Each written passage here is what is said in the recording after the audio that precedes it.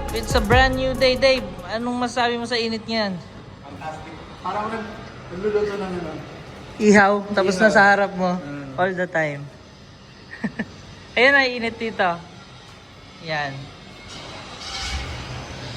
50 degree. 50 degrees ngayon. Oh my God. Kahit nandito ka, raramdaman mo. Anyway, ito yung apartment ni Brian. Building. Ang rent niya dito is 5,000 reals. What's up guys? Another day. Kakain kami ng Indian restaurant. Kain tayo. Kakain yung Indian restaurant. Kakain kami sa Indian restaurant. So, Indian, yung J. Yung sa mga pana. So, lagi natin nakikita to yung mga, alam mo yun, yung kinakamay hanggang elbow yung pinanghahalo ng pagkain. So, yun yung kakainan namin ngayon. Matakbo sila kasi sobrang init. Oh my God! Parang mahirapan tayo na ano may kulit. Parang mahirapan tayo na Can I order panipuri? Two? For appetizer? You know dal tadka? Del friend. Dal. Garlic na di ba?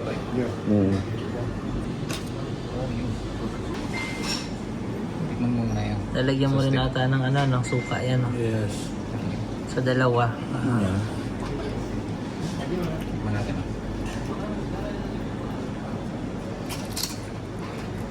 So, Dembray. Tama rin daw. Pag ano pa ng ulo. Parang ang sarap, no? Antika, oh. Ang grabe. This is the best day of my life. It's the best day. The best. Piso po dito. My name is Davis. And the best. The best eh, no? Pag binasa yung pangalan niya, the best eh.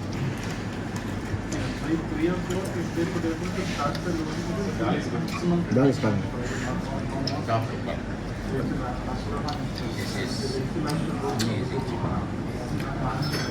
Best Indian food in the whole city. Qatar. Very full.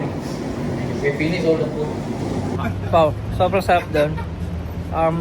Yun ata yung the best na nakainan namin dito.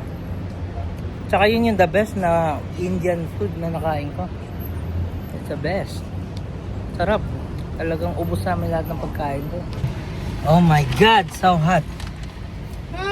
Talagang mapapatakbo ka. Sa init. Pero hindi pa full blown to, right? Hindi pa. Ano pa to? Starting pa. Anong pinakamalala dito? 60? 50 plus. Pero wala kayong makikita Pilipino kahit isa din sa labas, no? Nakita na ba kayo Pilipino? Wala. Bakit? Takot lahat ko rin siya sa init. Labi na ka-tropical nila. Sige lang siya yung kuwan. Hurricane. So nga pala, balak namin yun, pupunta dun sa desierto. Maglalaro kami ng vlogger. ATV. Pero sa ngayon, magkakape kami. Sa ngayon, magkakape muna kami. Grabe, no? Arabic talaga to. Ito, Arab talaga to. Arabam. Halatol. So, nandito kami sa Sea Line. So, etong gas station na to is nasa gitna ng desyerto. Bago ka makarating dito, madadaanan mo yung mga refinery nila ng oil. Kaya nga lang bawal kasi mag-camera doon. So, hindi ko nakunan yung refinery na pagawaan or mga factory ng oil nila, no? So, nandito kami dahil nagpapalipas kami ng oras. Dahil 3 PM pa lang. Ayun yung sinasabi ko dito, sobrang silaw ng araw. Tama, silaw.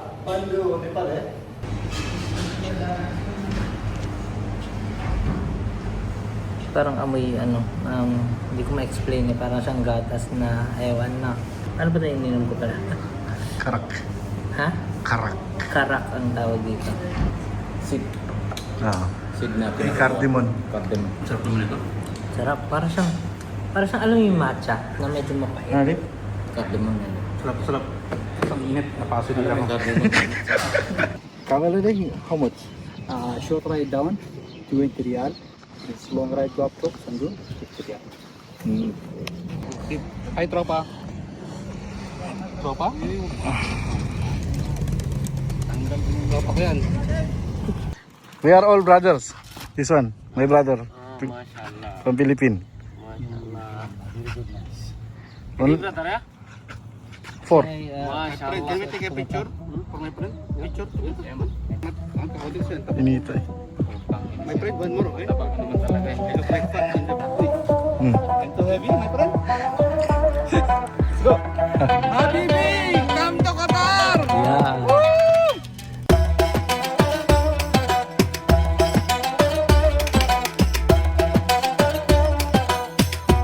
So ito yung camel riding. May kakaiba lang pagka sumasakay ka dito kasi kung papansin mo dito, nasa dulo kami nakaupo, hindi dun sa gitna na inaakala natin. Nasa pinaka back leg ka niya.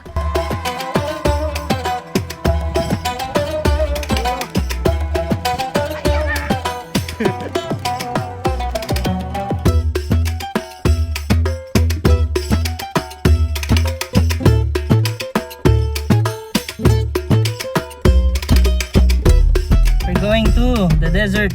Yan na nga. So ito yung Land Cruiser riding nila at tumatakbo kami ng 80 to 100 dito sa napakalaking desyerto. Mukha lang siyang mabagal kasi sobrang lawak ng desyerto. Wow!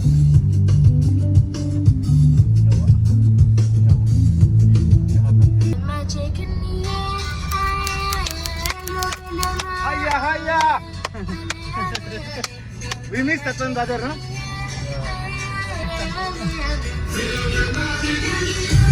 Wow! Wow! Wow!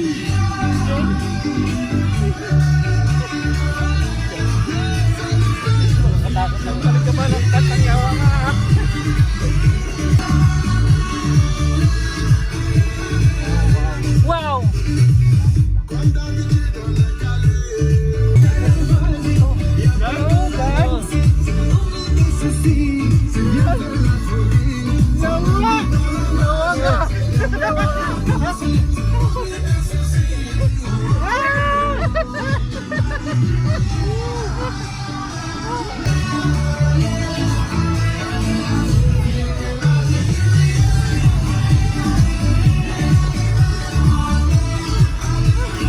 Grabe.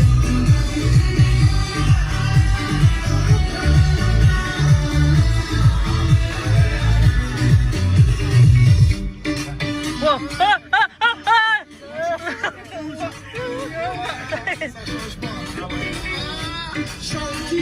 Taas! Magkano kataas yan? Ayan na! Wow! Wow!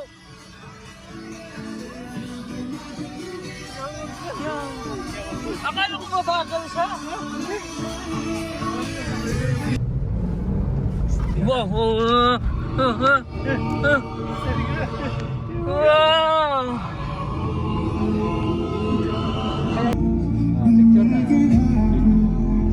Wow! Ayan na. Wow!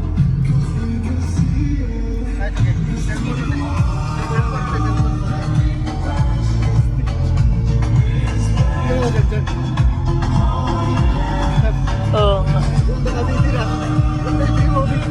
Teka lang.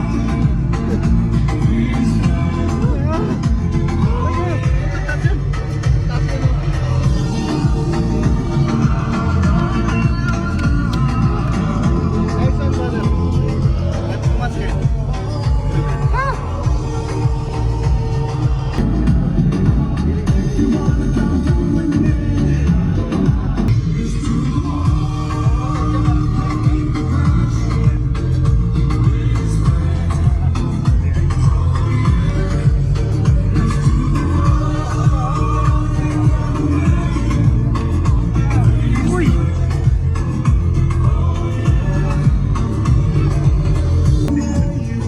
Grabe, ang taas niya, no? Let's go! Wow!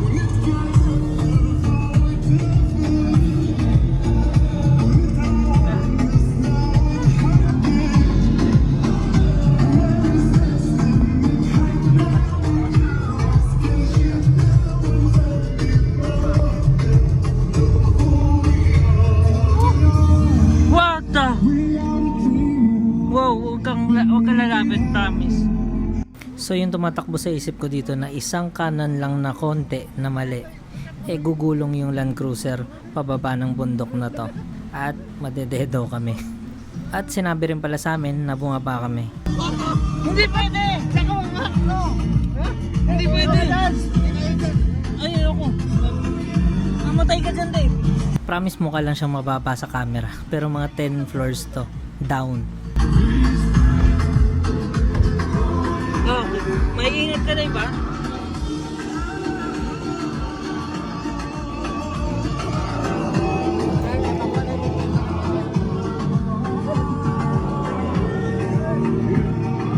Lumayo ka dyan, Dave. Takot ako sa heights eh. So nagstay kami dito para kumuha ng mga pictures, ng mga 15 minutes. Ang ganda ng lugar. Na-enjoy ko talaga yung deserto. At saka sobrang pino ng sand niya. Hindi mo alam, may mga sumisingit na pala sa ngipin mo mga sand. Tapos habang nagsasalita ka, maririnig mo lang yung ngipin mo nagka-crackle yung sand.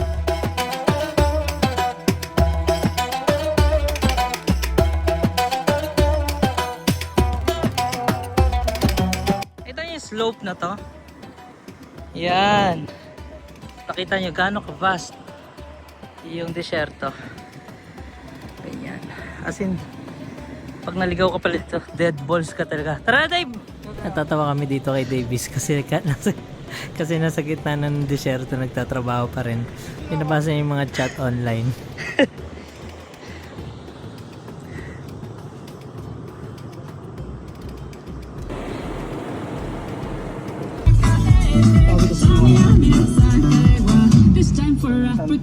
Akala ko tapos na.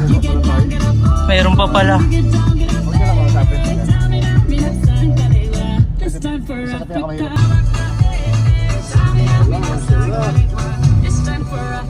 This guy is good. So doon kami galing sa taas kung hindi nyo kita sa video. Yan, pababa dito. Yan, hanggang dito. Ito yung tubig na nakikita nyo lagi sa news. Straight of Hormuz nyo. Nandun yung nangyayaring ipitan, no? Ito. So pabalik na kami dun sa base camp at isang konting travel na naman ang magaganap dito.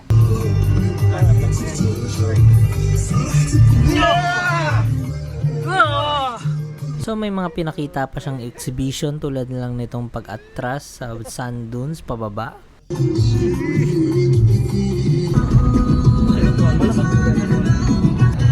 Grabe yung ano eh. 100 ang takbo natin, Dave. 100. Grabe. Uy. Uy! Yan dahil lovers yun, no? Puta yun, no? Woo! We're alive! We're alive! Yeah, we're alive! Woo! Kuya. Ano masasabi mo doon? Fantastic. Once in a lifetime, no? Yes, very nice. Crazy person. Very crazy. Dave, anong ano mo? Masasabi mo doon? Ako?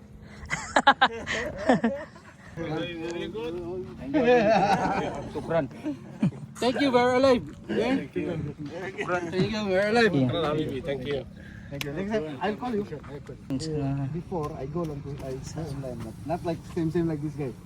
Before I drive, bro. This guy going like this and different. Maybe. Hanap kayong makakain ngayong gabi. Dahil syempre, kailangan sulit yung bakasyon. Nagugutom na kami. Nagkaroon na nga na extra ata dito. Nako. Kita nyo yan, yung building na yan. Yung kanina na inakyat namin, mas mataas pa dyan. 7 floors yan Pero yung inakyat ng yung mga sand dunes, parang aabot ng 10 floors. Ganon. Hindi mo lang makikita or mapapansin dahil syempre walang reference walang reference ang gaano siya kataas So 12 midnight na tapos naglalakad kami dito. Nakapagtaka kasi sobrang init pa rin. Parang alam mo yung tanghali ng Manila, ganon. Mainit pa rin yung hangin, hype na yan. Alas 12 na. So naghanap kami ng kasuntukan dito. Ay, hindi po. Pagkain. Bugbugin ko kaya ito. Joke. So tulad ng sabi ko, medyo gabing-gabi na no, pero buhay na buhay pa rin yung mga tao dito kasi ganitong oras yung medyo nababawasan na yung init. Kaya ganitong oras din sila lumalabas.